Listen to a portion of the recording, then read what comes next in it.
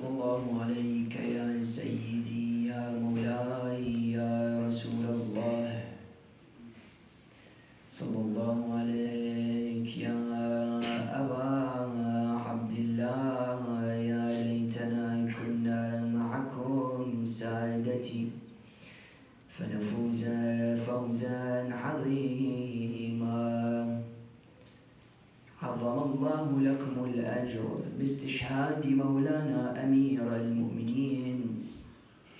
قال الله تعالى في محكم كتابه الكريم بسم الله الرحمن الرحيم وكل شيء أحصيناه في إمام مبين. Respected brothers and sisters in Islam, Assalamu alaikum wa rahmatullahi wa barakatuh. Wa alaikum assalam wa rahmatullahi wa barakatuh. On the 18th of Dhul Hijjah, the Holy Prophet of Islam would stop 100,000 Muslims to make an essential assignment and designation to a human being.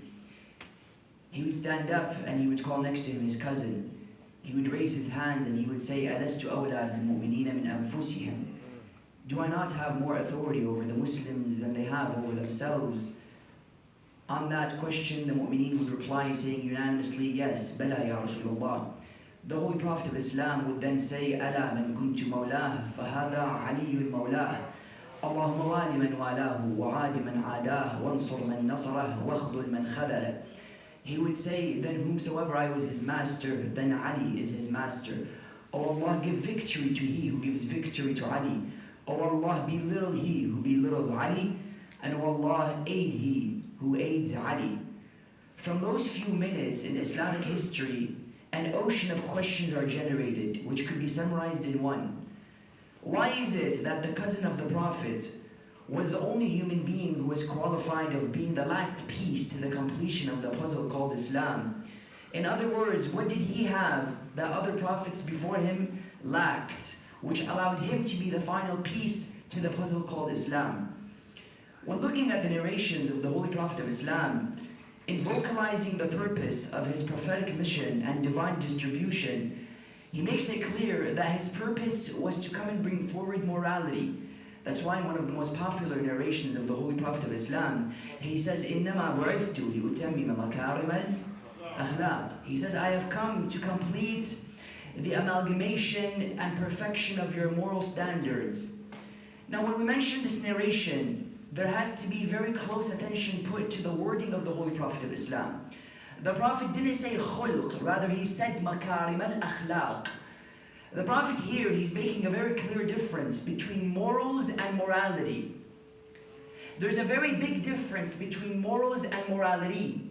Morals are seen as individual qualities of goodness. For example, generosity, trustworthiness, sincerity, equality, being a kind and responsible and courteous human being. Morals are simple qualities of goodness. Morality, on the other side of the spectrum, is the amalgamation of these morals, the unification, and as one would say, encapsulation of these morals. The Prophet of Islam, he didn't come to bring new morals. Jesus alayhi salam came with a moral. Ibrahim came with a moral. The Prophet, his goal wasn't to bring new morals. He came to unificate the morals that the prophets came with before him. So because you'll see each prophet manifested a certain quality, and they came forward with qualities which they emphasized upon more than others. For example, Adam placed an emphasis on the quality of knowledge, considering the fact that he was the recipient of divine revelation. وَعَلَّمَ آدَمَ الْأَسْمَاءَ كُلَّهَا. Ibrahim was revered for the quality of generosity. Nuh was revered for the quality of forbearance and patience. Musa was revered for the quality of strength. And then you have the likes of, for example, Ibrahim, who was revered for his generosity, and Ayub for his patience, and Nuh for his forbearance. The Prophet of Islam, he didn't come to bring new qualities. He wanted to unite these qualities into a system. You see, because sometimes you see you have humans living in a system. Other times you have a system living in a human being. Sometimes you have a human who lives in a system. Other times, like Ibrahim alayhi salam, Allah didn't say that Ibrahim lived in an ummah. He says an ummah lived in Ibrahim. He says, Inna Ibrahim kana Ummah qanitan lillah. He says Ibrahim was a nation. Therefore, the Prophet of Islam, he wanted somebody who not only had the knowledge of Adam, but somebody who has the humility of Jesus. He wanted not only somebody who had the strength of Musa, he wanted somebody who had the patience of Nuh. He didn't only want somebody who had the wealth of Sulaiman, he wanted somebody who had the humility of the likes of Jesus alayhi salam. Because when you look at Musa was a man who placed emphasis on physical battle, but lacked within the field of spiritual counseling. Musa alayhi salam was a man of battle. Jesus placed an emphasis on spiritual counseling, but he lacked within the world of physical battle. Jesus was a man of physical battle. The Holy Prophet of Islam was the only prophet who mixed between physical and spiritual. Yet the Prophet was leaving very soon. He had to appoint somebody who had all of the qualities within his character. He needed somebody who comes and says, أَنَا الْبَكَّاءُ فِي الْمِحْرَابِ لَيْلًا. He needs somebody who would say, I am the one who laughs in the battlefield in the day, and I am the one who cries in the mihrab in the night. He needed somebody who was the most merciful with his friends, yet the fiercest with his enemies. He needed somebody who was the poorest of the people of Kufa, to the extent that he would eat molded bread. Yet he needed somebody who was the most generous, to the extent he would give his ring in ruku'.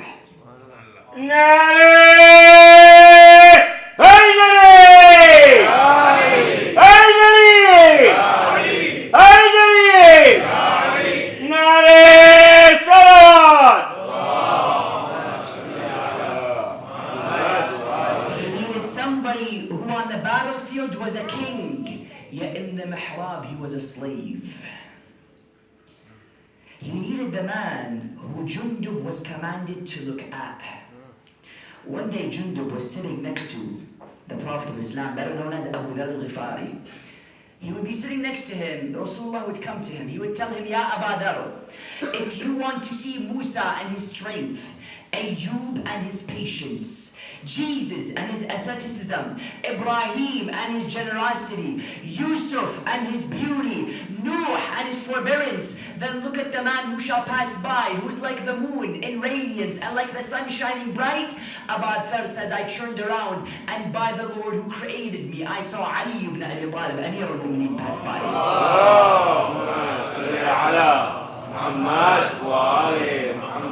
Therefore you'll see that Imam Amir al-Mu'mineen was the only human who had antithetical qualities within his character. He was the most humble, yet he was the most fierce. He was the poorest, yet he was the most generous. He was the highest, yet he appeared to be as if he was the lowest. He was the one who had the most power, but he appeared as if he was truly the peasant under the command of another leader. He needed somebody like that. And Imam Amir al-Mu'mineen was the only person, meaning 124,000 prophets, all of their qualities were manifested in Amir al-Mu'mineen. He was the peak of the progression of 124,000 prophets. That's why when you look at, for example, Imam al-Hussein alayhi salam, Imam al-Hussein, when we speak about him in Ziyarat Warith, we don't simply refer to him as the son of Fatima or the son of Ali. What do we refer to him as? We say, As-salamu alayka ya waritha Adam. صفوة السلام عليك يا وارث نوح نبي. السلام عليك يا وارث, for example, Muhammad حبيب الله. السلام عليك يا وارث علي أمير المؤمنين. We say, peace be upon you, O the inheritor of Adam, O the inheritor of Ibrahim, O the inheritor of Ishaq. What did he inherit from them? Money? Wealth? A treasure? No. The qualities of the prophets that came before him. If Abu Abdullah al-Hussein had all of these qualities in him, and he was simply a fetus in the womb of Fatima, which came from the benefits of Amir al-Mu'mineen, then I ask you, how great was Ali ibn Abi Talib himself? And Abu Abdullah is simply a product of Imam Amir al-Mu'mineen alayhi salam. Therefore you'll see that when you look at the fact that the prophets of Islam were all manifested in Amir al-Mu'mineen, this is why Allah comes and mentions in Surah Yasin, He says, وَكُلَّ شَيْءٍ أَحْصَيْنَاهُ فِي إِمَامٍ مُبِينٍ. He says, everything we've manifested it in a clear Imam. Allah, what is he saying? He's saying all of the qualities are found within Amir al-Mu'mineen. Now when you take this on board and you see that Imam is seen as the manifestation of the prophets before him, you see because of this there's an unbelievable similarity between him and the other prophets. There's a tashabuh, a similarity between Ali and the prophets that came before him. Number one, why is there a similarity? You'll see that prophets of Islam were sent by Allah as a preparation for the Prophet of Islam. That's why Allah mentioned in chapter 3, verse number 81. He says, وَإِذْ أَخَذَ اللَّهُ مِيثَاقَ النَّبِيِّينَ جاءكم رسول لتؤمنن به ولتنصرنه قال أأقررتم على ذلكم وأخذتم على ذلكم إصري قالوا أقررنا قال فاشهدوا وأنا معكم من الشاهدين. Allah in chapter 3 verse 81, He speaks to us about a covenant that He made with all of the prophets. He would come to Musa, he would tell him, do you promise to support one and to defend another, to believe in one and to fight for another? They would say, نعم. أقررنا قال فاشهدوا وأنا معكم من الشاهدين. Allah would say, then make the covenant and I am with you from the ones who are the witnesses. Imam al-Tabatabai, he comes and he makes it very clear. He says, when Allah says, لَتُؤْمِنُنَّ بِهِ, you have to believe in one, this is referring to the Prophet of Islam. Yet when he says, لَتُنْصُرُنَّهِ, this is a reference to Imam Amir al-Mu'mineen. Why? The Holy Prophet of Islam was the beginning, yet Imam Amir al-Mu'mineen was seen as the end. In what way? The Prophet of Islam was the beginning of the completion of the message. Yet Imam Amir al-Mu'mineen was the end of the completion of wilayah. The Holy Prophet of Islam was seen as the greatest messenger. Why? Because he completed the revelations. He came, he brought the teachings of the Bible, the teachings of the Torah, and he added more to it, of course, through divine revelation, and that was what is known today as the Holy Quran. مهيمن عليه مصدقا لما بين يديه من التوراة والإنجيل ومهيمنا عليه. The Quran is seen as a combination of the Bible and the Torah and a book which added extra to it, as Allah mentioned in the Quran. Muhammad ibn Abdullah was seen as the completion of the message, yet Imam was seen as the completion of wilayah. What is wilayah? 124,000 prophets preparing for wilayah. What is wilayah? Isa alayhi salam going through the trials that the Jews put him towards for wilayah. What is wilayah? Ibrahim handling the fire of the hell burning him because of wilayah. What is wilayah? Musa alayhi salam leading a nation which was filled with arrogance and stubbornness for wilayah. What is wilayah? Wilayah could be seen in two ways before we come to the Quranic explanation of wilayah. Number one, wilayah is the condensation of the prophetic and divine revelations. You see, I mentioned that each prophet manifested a quality. Ibrahim, for example, forbearance, Nuh, patience, Isa alayhi salam, love. Condensation of the message is when all of them merged into one message and they became one entity. That's why when you look at our 12th Imam, when he's going to be arriving on his advent, he's going to become dressed with what? What is he going to be wearing as a human being? Allah comes and says, look at what Imam Mahdi alayhi salam will be wearing. Through that, you'll realize the definition of wilayah. Imam Mahdi alayhi salam, he'll come with the ring of Sulaiman. He'll come with the stick of Musa. He'll come with the aba of Yusuf. He'll come with the sword of Ali ibn Abi Talib. Allah subhanahu wa ta'ala, what is he telling us? He's telling us Muhammad is the condensation of divine revelation. Musa had strength, Isa had love, Ayub had patience, Nuh had forbearance, Musa had strength, Ayub had patience, Yusuf had beauty. All of them are found within Muhammad. That when you look at Ali ibn Abi Talib, within him you see the patience of Ayub. Everything came into one human being. That's why Allah comes and says, وَكُلَّ شَيْءٍ أَحْصَيْنَاهُ فِي إِمَامٍ مُبِينٍ. Number one, Ahlul Bayt are seen as a condensation of divine revelation, the first understanding of wilayah. Second understanding of wilayah is that it's seen as an expose from good and evil. Our 8th Imam, he mentions an unbelievable narration which shows to us how wilayah is the line between good and evil. It exposes haqq from batil. You'll see Imam alayhi salam, he comes and he says, the similitude of those who accepted the guardianship of Amir al-Mu'mineen are like those who accepted to bow down to Adam. And he says the similitude of those who refuse to accept the wilayah of Amir al-Mu'mineen is the similitude of those who denied to prostrate down to Adam. I just want you to understand this hadith. The similitude of those who bowed down to Adam are like those who bowed down to Amir al-Mu'mineen in accepting his divine revelation from Allah subhanahu wa ta'ala. And those who didn't are like those who didn't bow down to Adam. Who didn't bow down to Adam? Shaitan.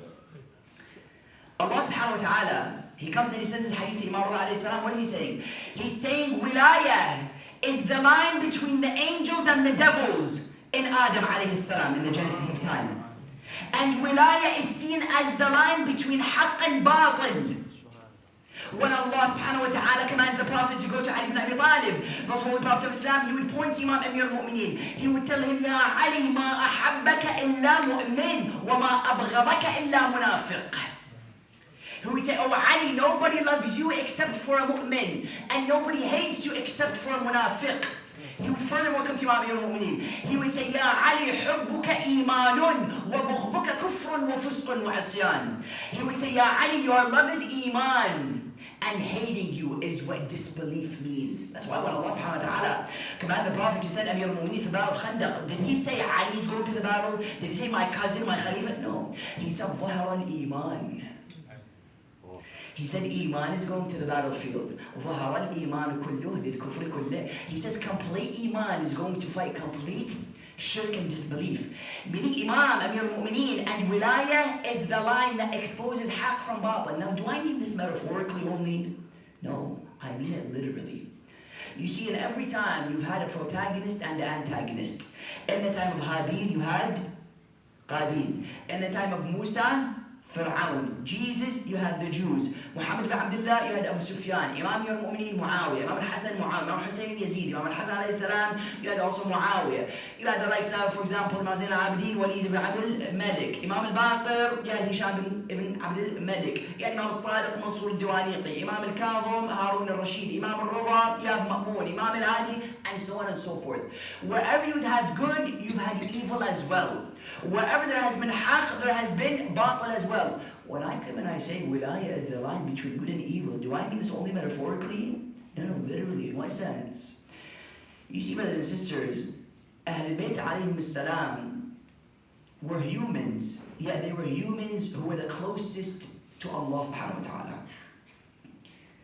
Imam al-Sadiq, for example, comes and says, قُولُوا فِينَا مَا شِئْتُمْ وَلَكِنْ نَزُّهُونَا عَنِ الْأُلُوهِيَّةِ. He says, say whatever you want about us, but don't raise us above the level of God. As great as we are, we're servants of God. Anybody who comes and raises Ali alayhi salam above the level of God, in essence, is belittling Amir al-Mu'mineen. If I have a perfect software and I add to it, this only makes it less perfect. If I have an imperfect software, if I remove it, it's still imperfect. Meaning when you have something perfect, you don't need to add, you don't need to minus from it. I don't need to come and say Imam al-Hussein killed 12,000 people in Karbala. I don't need to say that. I don't need to come and say Imam Amir al-Mu'mineen, for example, will pray 17,000 rak'ahs. Is he able to do such things? Absolutely. It's enough of an honor for Imam al-Hussein that he's seen as what? The son of Imam Amir al-Mu'mineen. That's enough of an honor. It's enough that the Prophet comes and says, Husaynun minni wa ana min Husayn. That's enough of an honor. Raising them in essence is only belittling them. Yet despite the fact that we can't raise them at the level of God, they're the closest people in proximity to Allah subhanahu wa ta'ala. They're slaves, but they're the closest to Allah subhanahu wa ta'ala. That's why when we look at Imam Amir al-Mu'mineen, and I say he is the literal line between haqq and batil, what do I mean? Some will be asking, you're telling me Ali is the line between Muawiyah and Imam al-Hasan. Ali is the line between, for example, Musa and Fir'aun. Ali ibn Abi Talib is the line between Jesus and the Jews of his time. Literally, yes. Imam Amir al-Mu'mineen, he mentions a narration. He says, كنت مع الأنبياء باطنا ومع ابن عمي محمد ظاهرا. He says, with the Prophet of Islam, my cousin, I was manifest. Yet with the prophets before me, I was hidden. With the Prophet of Islam, I was there. Yet with the prophets before me, I was there, but I was hidden. Someone will come and say, are you telling us that Imam Amir al-Mu'mineen was there in the time of Jesus? You're breaking history. What are you doing? You're telling me that Musa was there in the time of Ibn Abi Talib was there in the time of Musa. Imam Amir al-Mu'mineen, when he comes and he says, I was there with the prophets before me, what is he saying? He's saying that Ahlul Bayt are the goal of the prophets that came before me. Musa alayhi salam, the only reason he existed was to reach the baton. You know, you have Olympic races sometimes. You have one person who reaches the baton to the other, and so on and so forth, until it reaches it to the best racer. The racer is typically the last.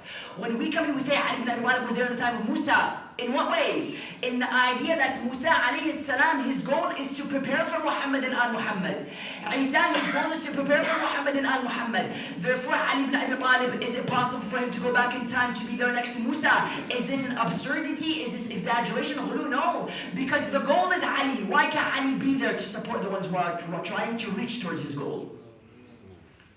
That's why Imam al-Mu'mineen, he makes it very clear. He says, أَنَا الَّذِي كُنْتُ مَعَ مُوسَى وَفَلَقْتُ لَهُ الْبَحْرِ. He says, I was the one there with Musa and I split the sea for him. أَنَا الَّذِي كُنْتُ مَعَ عِيسَى وَأَنْطَقْتَهُ فِي الْمَهْدِ. He says, I was there with the one with Isa and I allowed him to speak in the cradle. أَنَا الَّذِي كُنْتُ مَعَ نُوحَ وَأَنْجَيْتُهُ مِنَ الْغَرَقِ.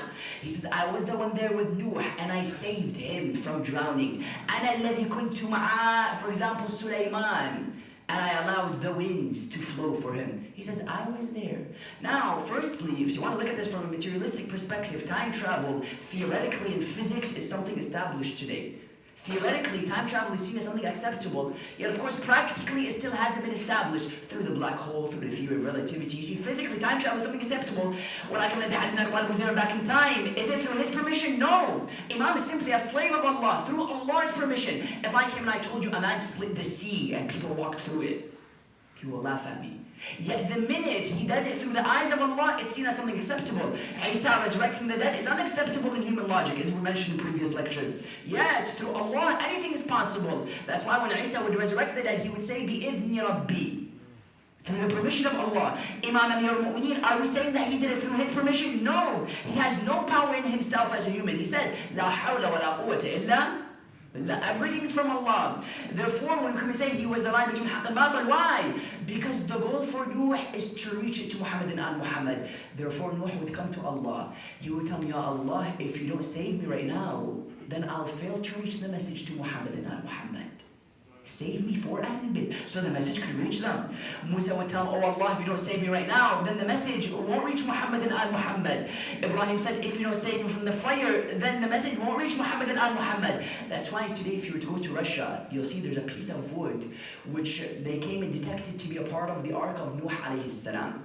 They took this piece and they saw 5 names on it. It said on it Muhammad, Ali, Fatima, Hassan, and Hussein. Of course, in the Aramaic language, Shubbar and Shubayr, Ilya, Fatima, and Ahmed. The names would change. They translated an excerpt which was beneath these 5 names, and it translated as saying the following: O Allah, you have an honor and an attachment to these 5. Through their greatness, save me.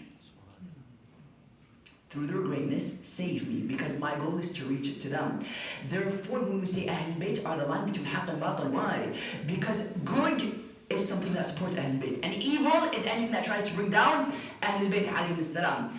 And that's why let's closer understand this notion from the perspective of the Holy Quran, because a number of times in our approach towards religion, we tend to place a strong emphasis on narrations. Narrations, brothers and sisters, are secondary to the Quran. Muhammad themselves, they come and they say, anything that doesn't correlate with the Quran, throw it against the wall. It has no importance to it. Quran is the litmus test. The foundation is Quran. What allows things to be correct, how we measure things, is through the Holy Quran. That's why is wilayah mentioned in the Holy Quran so that we can justify this notion through the barakah of the Holy Quran? Yes. Allah subhanahu wa ta'ala in the Quran, He mentions wilayah in 2 verses.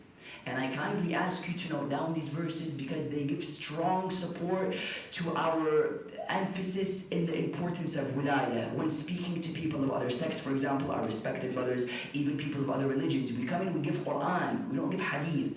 We give hadith, but it's simply a support to the Holy Quran. Number 1, Allah mentions chapter 4, verse 59, number 1. And number 2, chapter 5, verse 55. Now Allah, why does He give 2 verses? Firstly, He establishes it, then He clarifies it. Because Allah knows there are going to come people in time who will try to amend, alter, and change the meaning of the Quran. The Bible was changed. They changed text and meaning. Torah was changed, text and meaning. The Quran, neither its meaning nor its text was changed. You have, of course, a couple of sects in Islamic history, such as the Mu'tazila, who attempted to change the text of the Holy Quran.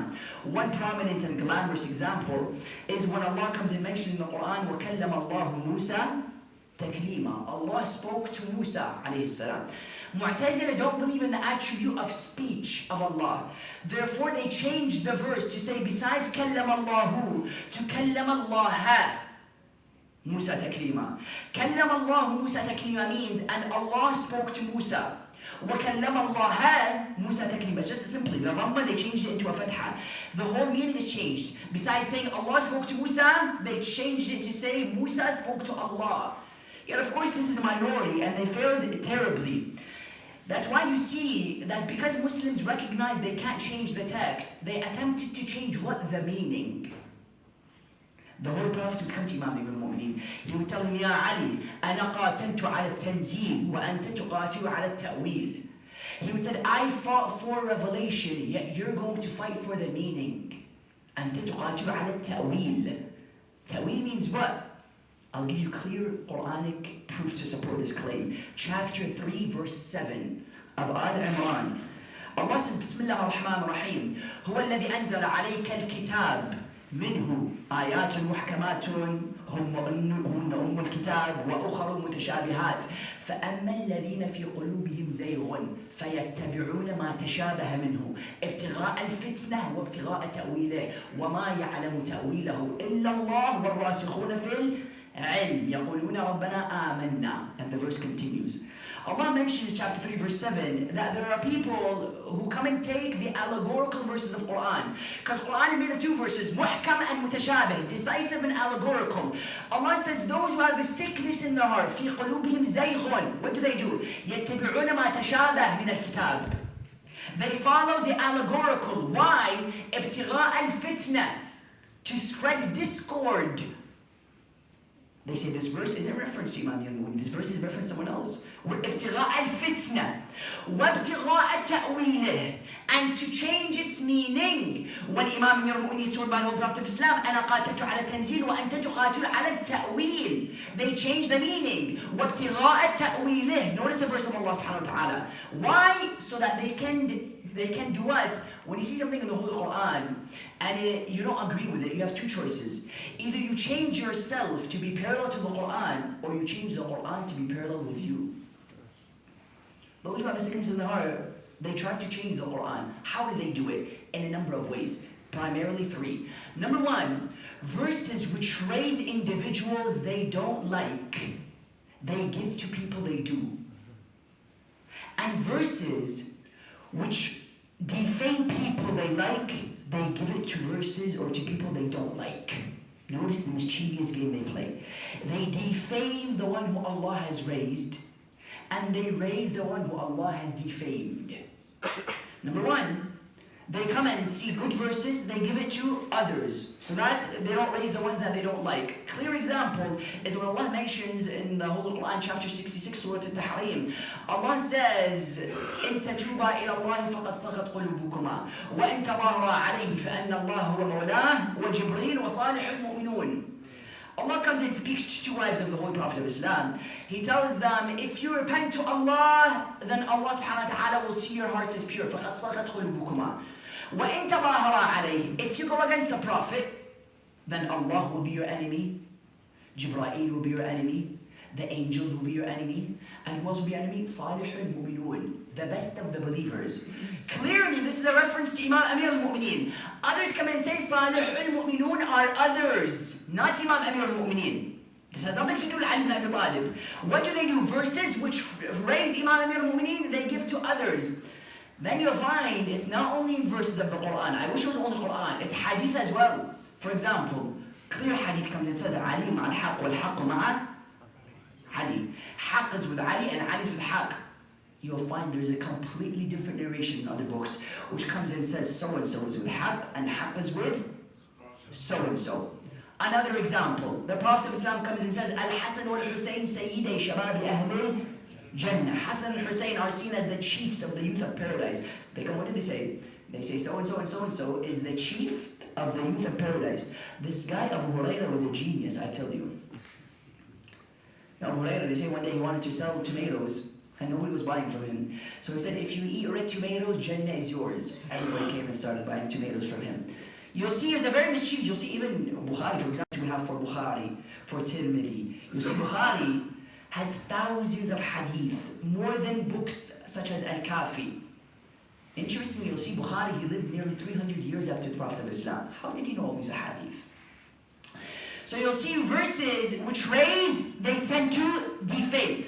Verses which clearly defame third members, individuals they say, no, it's not their guys, it's the Prophet of Islam. Abasa wa tawalla. He frowned and turned away. Who frowned and turned away? There's two narrations. One comes and says the Prophet, one says Uthman. Why do you take the Prophet over Uthman? The Prophet, the same man who Allah comes and says, وَإِنَّكَ لَعَلَى خُلُقٍ عَظِيمٍ. You've been raised on an unbelievably high standard. You'll see the mischievous games what? They defame who Allah has raised and they raise who Allah has defamed. The third effort, which they come to change verses of the Holy Quran, what do? They come and they see verses which are clearly defaming. They can't change it. It's so clear. It's black and white. They say, no, it's not defaming. It's really raising, but you don't know how to read the verse. Beautiful example is chapter 9, verse 40 of Surah At-Tawbah. Allah comes and says, إِلَّا تَنْصُرُوهُ فَقَدْ نَصَرَهُ اللَّهُ إِذْ أَخْرَجَهُ الَّذِينَ كَفَرُوا إِذْ هُمْ ثَانِيَ اثْنَيْنِ إِذْ يَقُولُ لِصَاحِبِهِ لَا تَحْزَنْ. The Prophet in the cave of Thor on the night of migration, he would come and he would begin to do a hijrah towards the land of Mecca. Or the land of Medina, I'm sorry. With him was an individual who history recalls. They say that the Prophet of Islam was in the cave of Thor, and all of a sudden they heard the hooves of the horses coming towards the cave. Instantly the man next to him would begin to tremble out of fear. These aren't our narration, brothers and sisters, these are other narrations. The man would begin to tremble out of fear. Instantly Rasulullah would come to him. Notice how they change the verses. He comes and he tells him, إِذْ يَقُولُ لِصَاحِبِهِ لَا تَحْزَنْ. He says to his companion, don't be scared. Brothers come and tell us that the Prophet just came and referred to him as Sahib. He's his companion. He must be great. إِذْ يَقُولُ لِصَاحِبِهِ. This is his companion. He must be great. Enough of an honor in him that Allah referred to him as Sahib of the Holy Prophet of Islam. What do we come and say?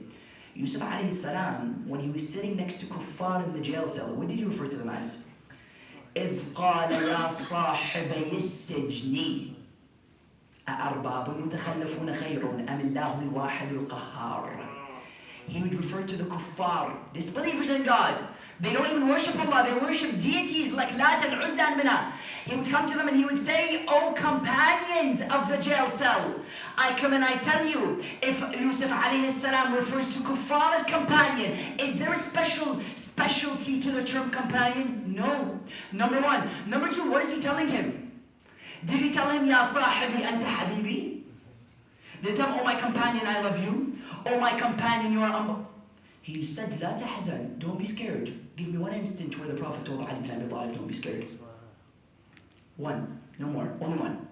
Give me one instant where Rasulullah would come to Ali ibn Abi Talib and tell him, don't be scared. On the exact contrary, in the battle of Khaybar, he would come and he would say, غدا سأعطي الراية لرجل كرار غير فرار يحب الله ويحبانه. He says, tomorrow in the battle, I'm going to give this banner to a man who Allah loves, and his prophet and Allah loves him. All of the companions came expecting it to be them. They told him, is it me, Ya Rasulullah? He would say, stand on the side.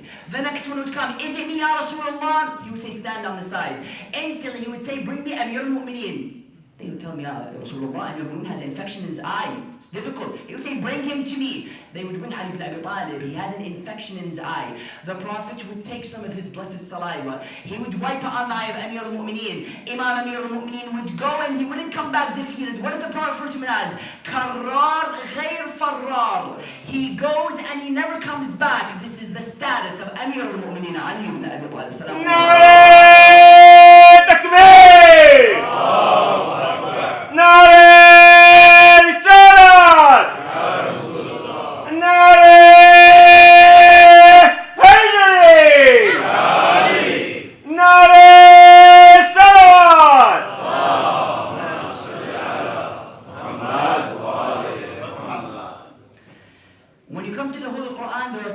verses which speak about wilayah. Number 1, chapter 4, verse 59.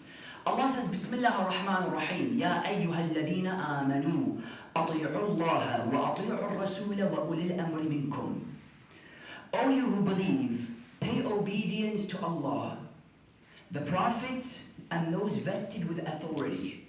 This is one of the clearest verses in the Holy Quran, which shows that Ahlul Bayt are not separate from the Prophet. They're simply continuations of the Prophet. Meaning I can't love the Prophet and say I don't love Ahlul Bayt. They're two in one. Allah, what does He say? He says give obedience to Allah, number 1. First group is Allah, number 1. Put that on the side. وَأَطِيعُوا الرَّسُولِ, and give obedience to the Prophet. Allah, after that, He makes an unbelievably powerful grammatical skill and technique. He doesn't say وَأَطِيعُوا أُولِي الْأَمْرِ. He didn't say and give obedience to Ulil Amr. He continued. He says وَأَطِيعُوا الرَّسُولِ وَأُولِي الْأَمْرِ مِنْكُمْ.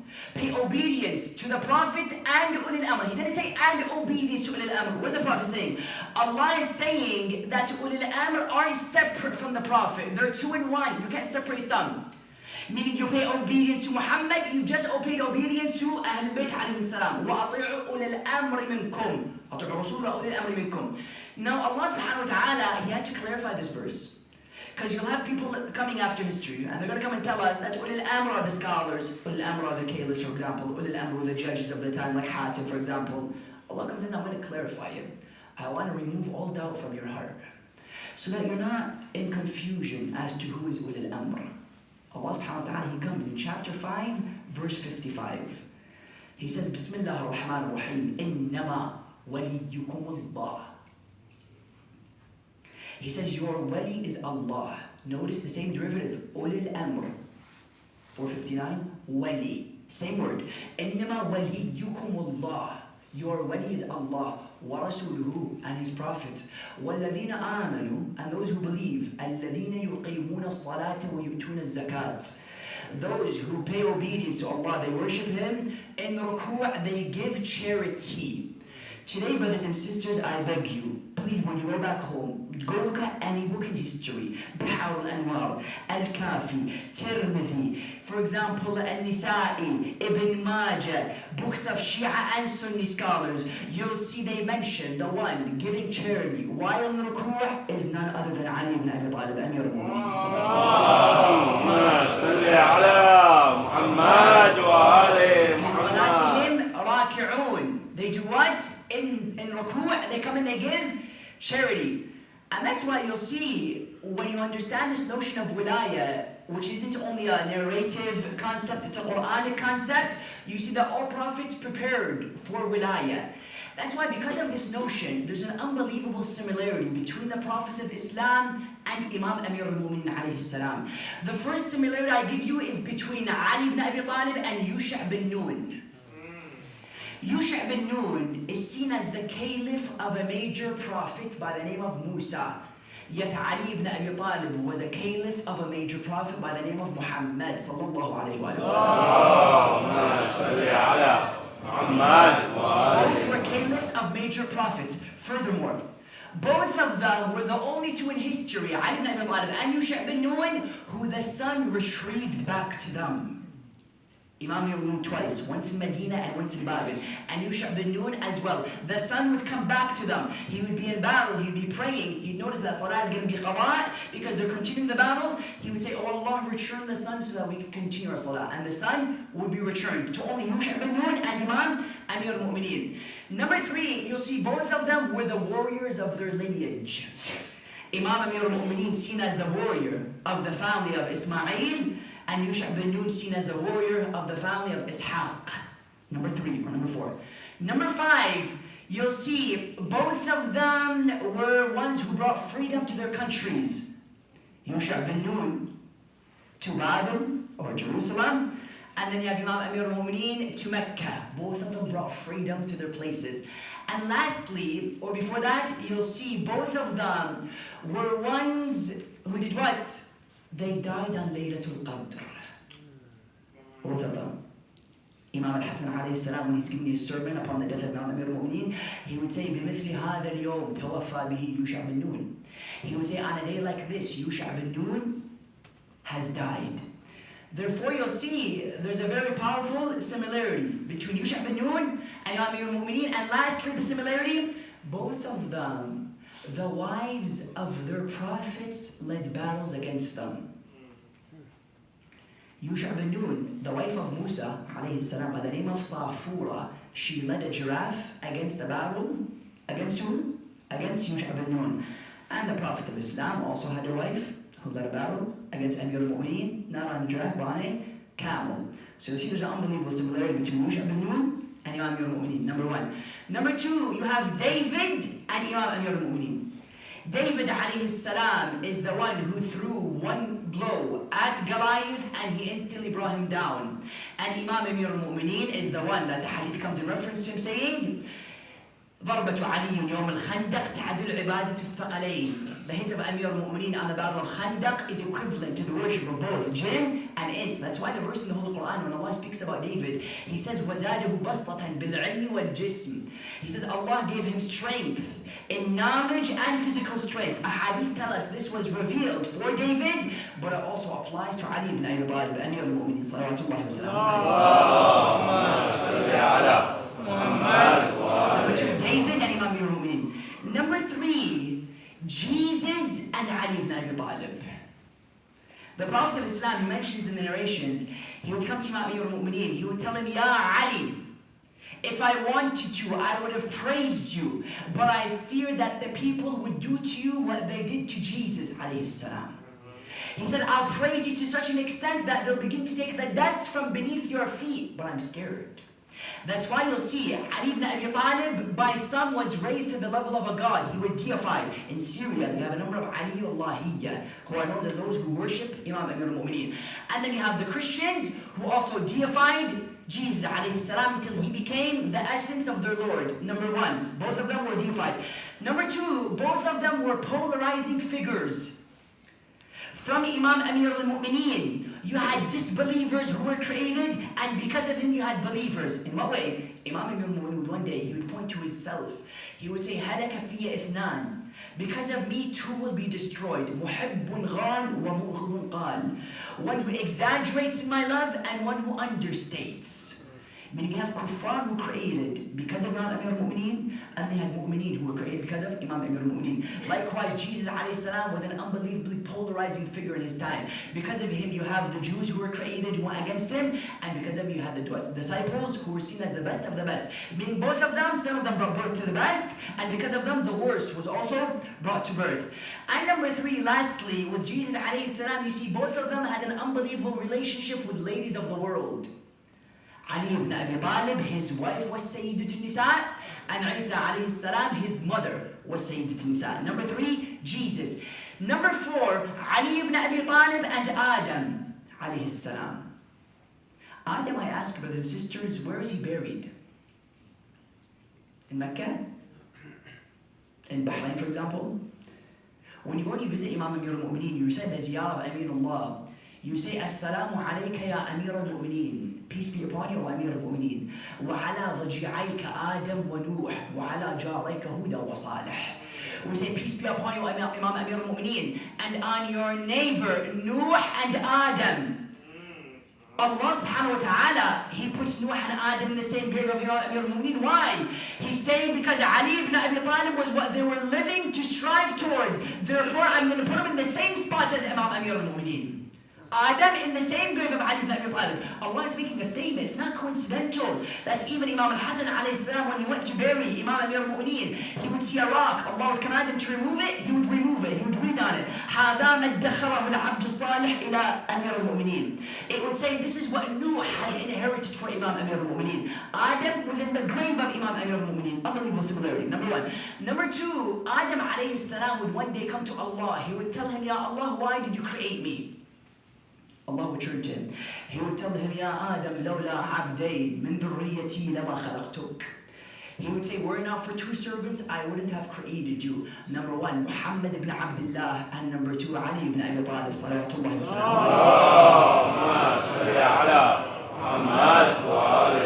Therefore, you'll see there's a profound similarity between the two, because they all strive towards one goal, which was wilayah. Therefore, when I come and I speak about wilayah, is it only something exclusive for the followers of Ahlul Bayt alayhi salam? Is it only something that we the Shia believe in? No. Ibrahim had his wilayah. Adam had his wilayah. Nuh had his. It's something that was generated over time until it was completed by Imam Amir al-Mu'mineen. That's why the poet comes and says, wilayah was initiated when the angels went down, yet it was completed when the hand went up. Wilayah was initiated when the angels bowed down to Adam, yet it was completed. Imam Amir al-Mu'mineen didn't begin wilayah. He completed wilayah when the hand went up on the 18th of Dhul Hijjah, when Rasulullah appointed Imam Amir al-Mu'mineen as the caliph of the Muslims. That's why we come and we say Ali ibn Abi Talib is the only one qualified of being the caliph. Why? After the Prophet. Because only within him all of the qualities of the Prophet were found. Wallah, I speak to you on an objective level. Give me anybody else who had the qualities of all prophets within him, and he would be qualified. It's not a matter of choice. It's not a matter of he's my cousin. It's a matter of qualification, not selection. Imam Amir al-Mu'mineen wasn't selected. He was appointed by Allah subhanahu wa ta'ala. When you put a different caliph, you've just ruined the whole project and agenda of Allah subhanahu wa ta'ala. It's almost as if you have a number of pieces, you remove one piece. The whole puzzle has been destroyed. That's why you look at every tragedy in Islamic history. It was a result of Imam Amir al-Mu'mineen stripped from his khilafah. Saqifah was seen as the foundation of all trials and tribulations that fell on Muhammad after that. That's why the poet comes, he says in Arabic, كل قول إفك وزوري هو فرع من جحد نص الغدير. He says every tragedy and act of deceivement was a stem from those who rejected the nas of Ghadir. That's why the poet, he comes and he says, speaking about Fatima alayhi salam, he says, it was the volcanoes of hatred that erupted on Fatima in Medina that led to waves of lava killing Hussein in Karbala. He says because it was the hand that pushed, that was the hand that severed. And it was the hand that severed is the same hand that kills people in the world today. He continues and he says, it was almost as if when the door of the life of Fatima was closed, the door of all succeeding evil was opened. Karbala, because of Saqifah. Fakh, because of Saqifah. Tragedies on Imam al-Rida, because of Saqifah. Tragedies on Imam al-Hasan, all because of Saqifah. Allah had the whole agenda planned. You came and you just ruined the plan of Allah subhanahu wa ta'ala.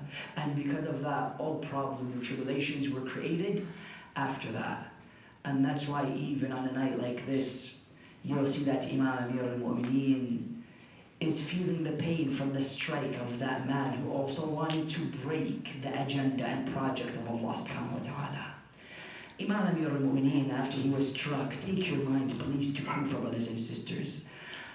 You know, on these nights, this is the night when we begin to console Zainab alayhi salam. This is the night when we begin to sympathize with Imam al-Hasan. Yesterday they were orphaned, it's today that they become orphaned. It's on a day like this where Zainab alayhi salam becomes a yatima. They say that Imam Amir al-Mu'mineen, after he was struck by the sword of Ibn Muljam, they would come to the body and Imam al-Hussein alayhi salam would see his father's beard filled with the blood of his forehead. He would put his blessed head in the lap of Imam Amir al-Mu'mineen, and Imam would begin to wipe his head of his son Imam al-Hussein. Yet Imam Amir al-Mu'mineen began to cry. Imam al-Hussein would tell him, Father, why do you cry? He would tell him, it's almost as if you are sitting in my chest, but who will be on your chest on the 10th of Muharram. That's why they say when they picked up the body of Imam Amir al-Mu'mineen to take it back to the house, before they reached the household, look at where the mind of Imam Amir al-Mu'mineen was. He would tell them, put me down on the ground, let me begin to walk to the house. Imam al-Hasan would tell him, Father, why do you want to walk? You are sick, you have no power in your body. Let us pick your body up. Look at where the mind of Imam Amir al-Mu'mineen was. He would say, رأيت زينب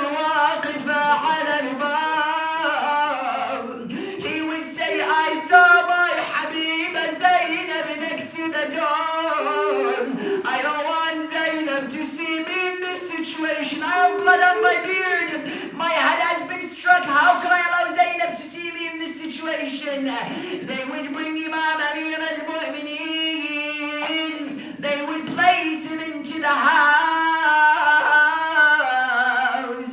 While Imam was sitting in the house, a man by the name of Asbagh ibn Nubata would walk into the house.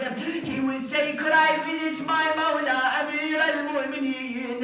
Imam al-Hasan would come to him, he would tell him, Wallah, you have brought more pain to us, leave us alone in these moments. He would say, let me visit my Mawla Amir al-Mu'mineen. They say that Asbagh ibn Nubata, he would come, he would see the Imam in this situation, he would throw himself upon him, he would begin to kiss that blessed forehead, he would remove the blood from the head of Imam Amir al-Mu'mineen until he began to cry. Imam would tell him, don't cry. He would say, why? He would say, this is my road to Jannah, I am leaving this world. They say while Imam Amir al-Mu'mineen was in these situations, a man by the name of Sururi would come and walk into the house of Imam Amir al-Mu'mineen.